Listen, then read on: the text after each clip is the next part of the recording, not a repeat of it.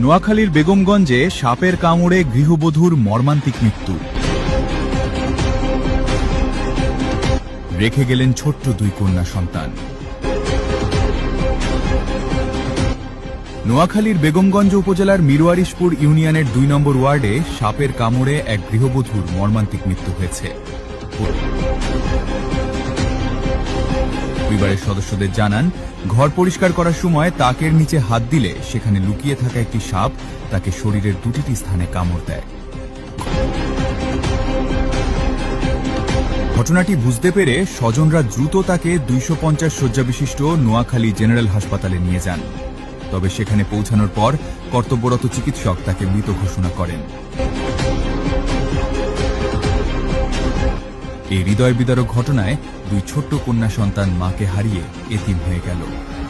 পরিবারের আহাজারি আর স্বজনদের কান্নায় পুরো এলাকায় শোকের ছায়া নেমে এসেছে।